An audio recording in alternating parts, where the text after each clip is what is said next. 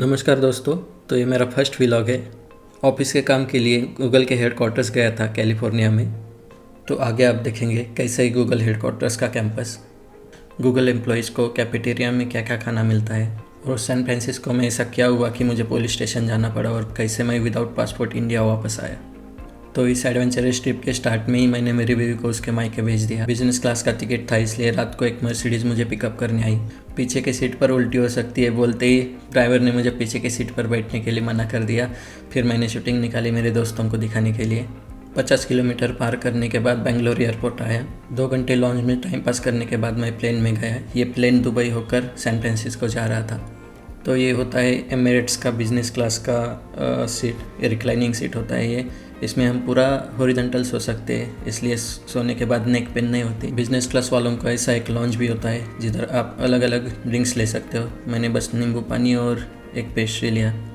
Business class का one way ticket approximately 3 lakh होता है। मेरा आने और जाने का मिला के टोटल 6 लाख हुआ। 4 घंटे में हम दुबई पहुँचे। उधर 2 घंटे का लेओवर था।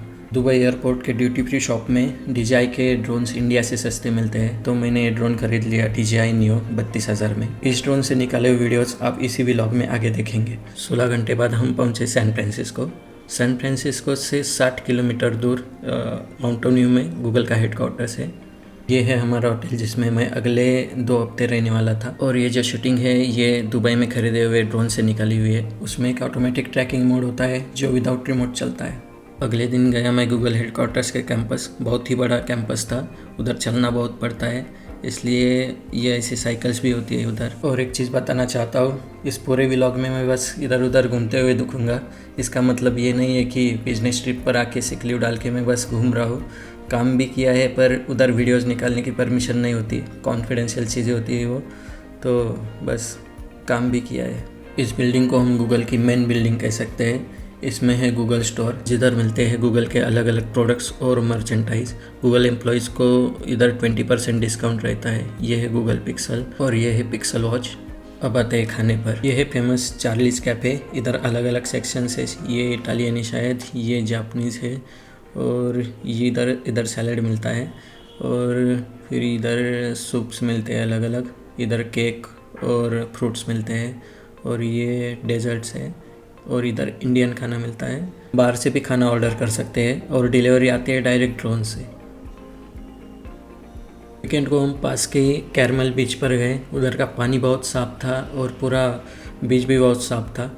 उधर मैंने मेरे नए ड्रोन के अलग अलग मोड्स टेस्ट किए। सैन फ्रांसिस्को का सबसे फेमस टूरिस्ट स्पॉट ये है गोल्डन गेट ब्रिज। 100 साल पुराना ब्रिज है ये। इधर जाके हमने बहुत फ़ोटो खींचे और वापस कार के पास आए तो देखा मेरी बैग कोई तो ले गया था कार की कांच फोड़ के। मेरा पासपोर्ट था उसमें, और नया जो ड्रोन लिया था वो भी गया था। 911 को कॉल किया, पुलिस नहीं आए। फिर हम खुद पुलिस स्टेशन गए और कंप्लेंट लिखवाई। पुलिस को पूछा मैंने कि कुछ चांसेस है क्या बैग वापस मिलने के, तो पुलिस ने कहा कुछ भी चांसेस नहीं है, और इधर $1,000 के नीचे की चोरी भी नहीं कही जाती। फिर हमने स्पाइडरमैन की हेल्प ली। स्पाइडरमैन को बताया मैंने कि मेरी बैग गई, चोर मेरी बैग लेके गए। पर स्पाइडरमैन के पास ना ही कोई ग्रेट पावर थी, ना ही ग्रेट रिस्पॉन्सिबिलिटी। वो हमें छोड़कर ऐसे ही चला गया। ये सब हुआ फ्राइडे शाम को, और शनिवार रविवार इंडियन एम्बेसी बंद रहती है। तो मंडे को सुबह ही मैं इंडियन एम्बेसी गया। उन्होंने मेरे डॉक्यूमेंट्स लिए और 4-5 घंटे बाद वापस आने के लिए बोला। फिर मैंने उधर के ही आजू बाजू के टूरिस्ट स्पॉट घूमने के लिए गूगल की ड्राइवरलेस कार वेमो मंगवाई। ये मेरा फर्स्ट एक्सपीरियंस था ड्राइवरलेस कार में बैठने का, इसलिए पहले थोड़ा डर लगा। और इसकी ड्राइविंग स्किल्स देख के ऐसा लगा कि मैं किसी आदमी से ज़्यादा इसके ड्राइविंग स्किल पर ज़्यादा भरोसा कर सकता हूँ। और ऑब्वियसली ये गाड़ी इंडिया में वर्क नहीं हो सकती अभी, क्योंकि ये गाड़ी रोड के मार्किंग्स पर बहुत डिपेंड रहती है। इसने 5 किलोमीटर के लिए $16 लिए। फिर मैं गया वापस एम्बेसी में। उन्होंने मुझे ये इमरजेंसी सर्टिफिकेट दिया जिससे इंडिया में 1 टाइम एंट्री मिलती है। ये पासपोर्ट जैसा ही दिखता है, पर इंडिया में एंट्री करते ही ये कैंसिल हो जाता है। 1 हफ्ते बाद मेरी रिटर्न फ़्लाइट थी San Francisco to Bangalore. Return flight के लिए मैंने कैथे पैसिफिक एयरलाइन के फ़्लाइट की बुकिंग की थी, इसलिए उसका लेओवर हांगकांग में था। और फाइनली पूरे पृथ्वी की एक प्रदक्षिणा करके 2 हफ्ते बाद मैं बेंगलोर में पहुंचा।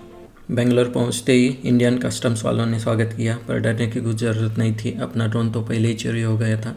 फिर इमिग्रेशन वालों ने आधा घंटा मेरी पूछताछ की, क्या हुआ कैसे हुआ। फाइनली मैं एयरपोर्ट से बाहर आ गया।